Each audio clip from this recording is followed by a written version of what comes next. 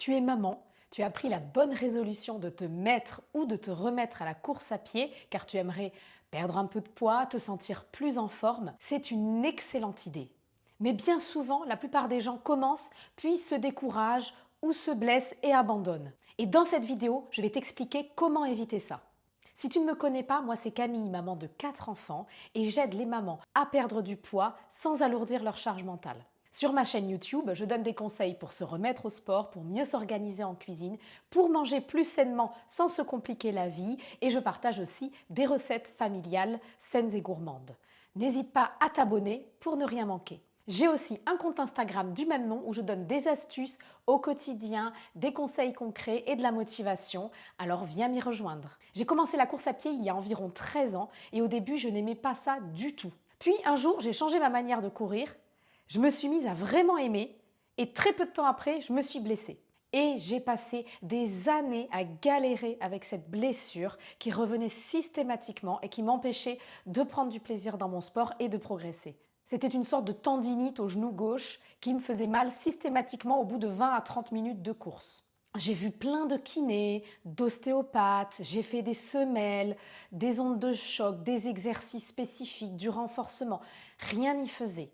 Tous mes espoirs de marathon, de course s'envolaient. Ça a duré pendant plus de 10 ans, pas en continu puisque j'ai eu mes 4 grossesses et donc j'ai fait des pauses. Mais à chaque fois que je reprenais la course à pied après chaque grossesse, la douleur revenait systématiquement au bout du même temps de course, voire même plus tôt. En fait, je l'ai compris après, mais mon corps s'était désadapté en arrêtant la course à pied. Le corps s'adapte aux contraintes que tu lui imposes et tes articulations et tes tendons vont au contraire se renforcer à condition d'y aller progressivement. Ce qu'il faut retenir, c'est que le pire ennemi de ton corps, c'est la sédentarité. Et en janvier 2023, alors que mon 4e enfant venait d'avoir 1 an, j'ai décidé de faire un rééquilibrage alimentaire pour perdre du poids qui a changé ma vie. J'ai perdu 10 kilos en 1 an, sans régime, sans frustration, et je me suis remise au sport plus sérieusement. Et là, j'ai enfin réussi à venir à bout de cette blessure et surtout, j'ai compris à quoi elle était due et comment l'éviter. Et c'est justement ce que je vais t'expliquer dans cette vidéo. Depuis, j'ai couru 2 marathons, je suis en train de préparer mon 3e. Je fais environ 5 à 6 courses officielles par an. Je cours 5 fois par semaine et aujourd'hui, plus de douleurs, plus de blessures, tout va bien. Dans cette vidéo, je vais t'expliquer dans un premier temps pourquoi la course à pied est selon moi le sport idéal quand on est une maman qui veut se remettre en forme. Ensuite, je vais aussi t'expliquer comment débuter pour y prendre du plaisir, progresser sans se blesser. Et enfin, en 3e partie, je vais répondre aux questions et aux objections que j'entends souvent sur la course à pied. Première partie, pourquoi c'est le sport idéal pour les mamans débordées? Pour moi, c'est idéal parce que c'est vraiment facile à caser dans son emploi du temps. Il n'y a pas de contrainte horaire, on y va quand on veut et en plus, ça apporte plein de bienfaits sur la santé. Ça aide à perdre du poids, ça améliore la qualité du sommeil et donc ça diminue la fatigue, ça apporte plus d'énergie au quotidien, contrairement à ce qu'on pourrait penser. Souvent, quand on est fatigué, on se dit « je dois me reposer, je dois dormir ». Alors, si on manque de sommeil, oui, mais dans certains cas, au contraire, faire de l'activité physique, du sport, notamment en extérieur, ça aide à mieux dormir ensuite et du coup, ça diminue la fatigue. Et comme on ne peut pas forcément contrôler le sommeil de ses enfants, les seules choses qu'on peut faire, c'est essayer au moins d'améliorer le sien. Comme ça se pratique en extérieur, ça booste l'immunité et aussi le moral. On est moins malade, de meilleure humeur au quotidien, je l'ai personnellement expérimenté. Ça va t'aider à bâtir une santé solide pour le futur. Et en plus de ça, ça peut vraiment constituer un sport plaisir auquel on devient accro, à condition de bien débuter. Quand on devient parent, c'est beaucoup plus difficile de caser du sport dans son quotidien. Et c'est pour ça que la course à pied est vraiment le sport idéal. Tu peux y aller tôt le matin, sur la pause déjeuner si ton travail a une douche, ou si tu es en télétravail, c'est encore plus simple. Le soir en rentrant du travail, sur le moment d'activité extrascolaire de ton enfant. Comme il n'y a pas de contrainte horaire, tu es vraiment libre de caser tes séances comme tu l'entends. Je te conseille de planifier à l'avance tes séances pour être sûr d'y aller et aussi pour choisir des créneaux qui correspondent à la fois à ton rythme à toi, selon que tu es plus du matin, du soir, et aussi à ta vie de famille. Personnellement, je les planifie le dimanche soir pour la semaine à venir et ça peut changer d'une semaine sur l'autre en fonction des contraintes familiales. Si tu n'as pas de solution de garde car tu es maman solo, que ton conjoint est en déplacement, c'est pas évident, je le sais, tu peux essayer de caser ces séances sur ton temps de travail ou quand les enfants sont à l'école, ou tu peux aussi essayer de les caser sur le temps où ton enfant fait son activité extrascolaire. S'il est assez grand, tu peux aussi envisager le run and bike, c'est une super solution assez sympa. Ton enfant est à vélo et il te suit pendant que tu cours. Et aussi, la dernière option, mais qui est toujours intéressante, c'est d'opter pour le tapis de course qui te permet de courir chez toi sans avoir à sortir. Je sais que c'est pas évident pour toutes les mamans, mais ce qui compte, c'est la régularité dans le temps et c'est pas de tout faire parfait. Et une séance de 15 minutes, même de 10 minutes, c'est déjà très bien. Il n'y a pas de durée minimale de séance pour être un coureur. Chaque petit pas compte. Ce qui m'a beaucoup aidé à me motiver à y aller, c'est de m'inscrire à des courses officielles. À ce moment-là, il n'y a plus le choix, il faut s'entraîner. M'inscrire à des courses officielles, ça m'a aussi poussé à me dépasser, ça m'a obligé à aller m'entraîner, même certains jours où j'y serais pas allée si j'avais eu le choix. Par exemple, les jours où il pleut, les jours où il fait froid, les jours où il y a du vent. Et petit à petit, c'est de plus en plus facile et maintenant, je me suis équipée. J'y vais quand il pleut, j'ai l'équipement et ça ne me dérange plus. Pareil pour le froid, le vent. Le vent, je ne vais pas dans les bois, je vais dans le lotissement pour éviter les risques de chute d'arbres, évidemment. Mais petit à petit, toutes les excuses que je me trouvais avant, eh bien, elles sont tombées et maintenant, ça ne me pose plus de problème d'aller m'entraîner par tous les temps. Pareil, si je suis malade, un petit rhume, j'y vais quand même. Et d'ailleurs, en courant dehors par tous les temps, j'ai quasiment plus de rhume. Alors bien sûr, si on a de la fièvre ou gastro-entérite, il y a certaines situations dans lesquelles il ne faut pas aller courir. Mais en gros, j'ai progressivement enlevé tous les empêchements autres que j'ai personne pour garder mes enfants. Ensuite, deuxième partie, les conseils pour bien débuter. En appliquant la bonne méthode, on peut vraiment prendre du plaisir en courant. Au début, quand j'ai commencé, je courais pour perdre du poids. Et du coup, j'ai couru à une vitesse qui était assez inconfortable pour moi, dans laquelle je prenais aucun plaisir. Et en plus, je faisais toujours le même tour, sans jamais varier, toujours à la même allure. Bref, j'avais peu de chance d'aimer ça. Puis un jour, j'ai décidé d'y aller plus comme une balade, de profiter de l'extérieur, de courir plus doucement. Et là, j'ai adoré. Moi qui aimais beaucoup la randonnée, j'ai retrouvé un petit peu les mêmes sensations en course à pied. Et je ne suis pas la seule à qui c'est arrivé. Beaucoup de personnes qui se sont mises à courir plus doucement y ont pris davantage de plaisir. Et en plus,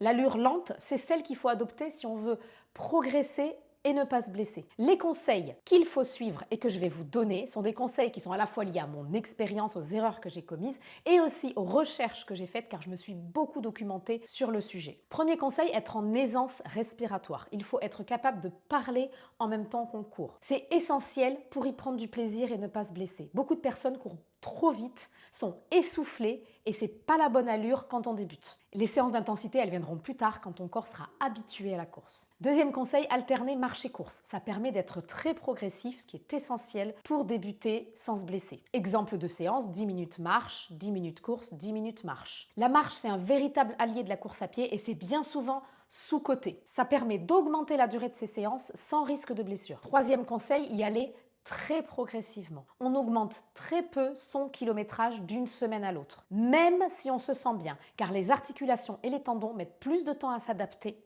que le cœur et les muscles. Quatrième conseil, prioriser la fréquence et la régularité sur la durée des séances. Il vaut mieux 3 séances courtes de 20 minutes qu'une grosse d'1 heure par semaine. Et je le rappelle, il n'y a pas de durée minimale de séance, même 10 minutes, c'est une séance. La régularité, c'est vraiment ce qui va aider ton corps à s'adapter. Ensuite, cinquième conseil, varier les plaisirs pour durer dans le temps. Courir à plusieurs, changer de parcours, choisir un horaire qui convient bien à ton rythme. Personnellement, je n'aime pas du tout courir le soir et je prends beaucoup plus de plaisir le matin. Écouter de la musique, des podcasts, varier aussi les allures. Petit à petit, avec progressivité. Sixième conseil, la récupération. C'est une partie très importante de l'entraînement. On évite de courir 2 jours d'affilée, on laisse toujours un jour entre chaque séance, surtout quand on débute. On évite aussi, par exemple, de faire un gros renforcement musculaire le même jour qu'une grosse séance de course à pied. Après, pour le reste, ce sont des conseils de bon sens, le sommeil, l'hydratation.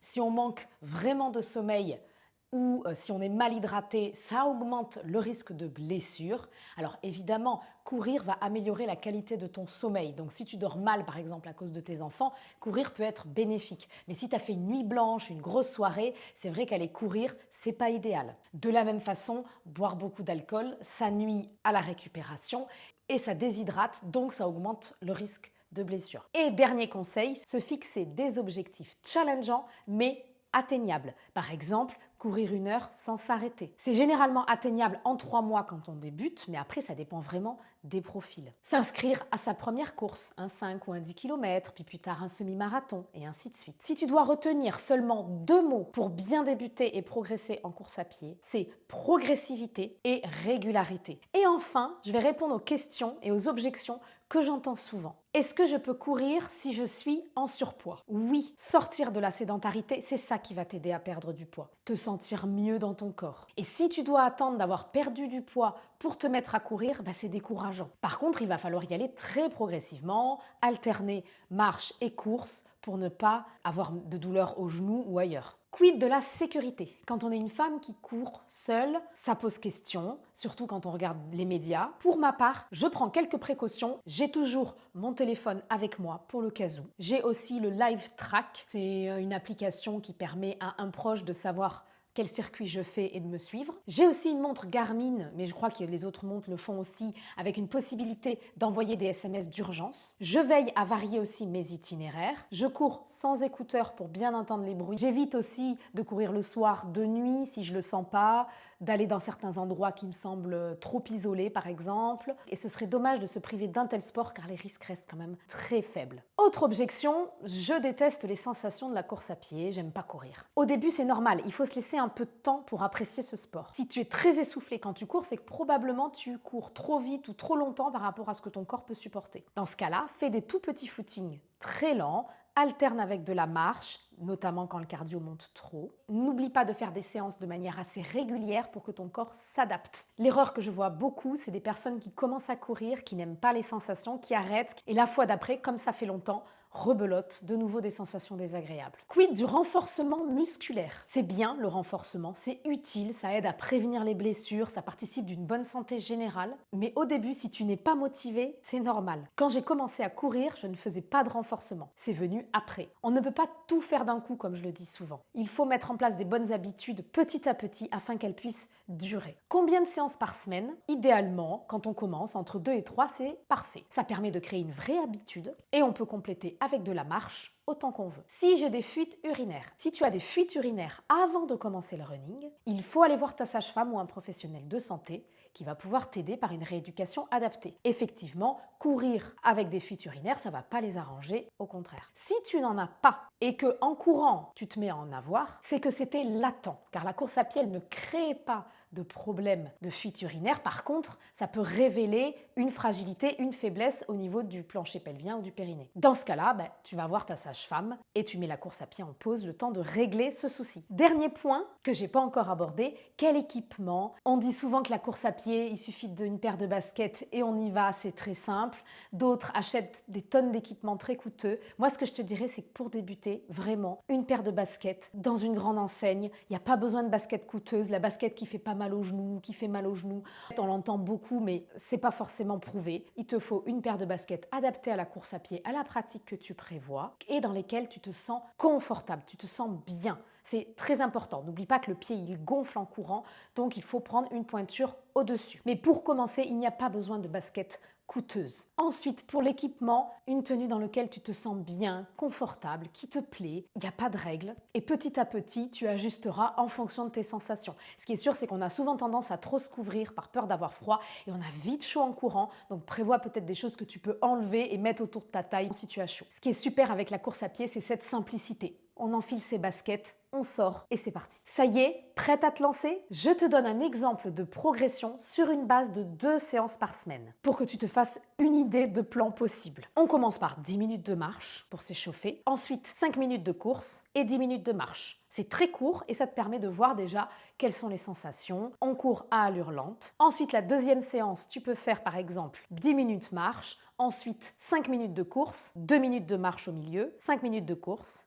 et tu finis par 10 minutes de marche. La deuxième semaine, première séance, tu peux faire 10 minutes de marche, 8 minutes de course et 10 minutes de marche. Tu vois que tu as déjà un petit peu progressé. Fais une séance de 28 minutes au total, donc c'est pas rien. Et ensuite, la deuxième séance, tu peux faire par exemple 10 minutes de marche, ensuite 6 minutes de course, 2 minutes de marche, 6 minutes de course et tu finis par 10 minutes de marche. Ça fait 33 minutes de séance. Et ainsi de suite, tu vas pouvoir progressivement augmenter la durée des séances. Au début, on progresse assez vite, donc il faut faire attention de ne pas aller trop vite car c'est comme ça qu'on peut se blesser. On court toujours à allure lente, on doit être capable de parler en même temps. Et encore une fois, c'est juste des exemples comme ça dépend vraiment du niveau d'où tu pars, de ta situation, si tu as fait du sport dans ta vie ou pas du tout, si tu es en surpoids ou non, etc. Si tu as des questions, n'hésite pas à me les poser en commentaire. Et viens me dire en commentaire si tu souhaites débuter, reprendre la course à pied et si tu n'as pas envie, quels sont tes freins. À très bientôt!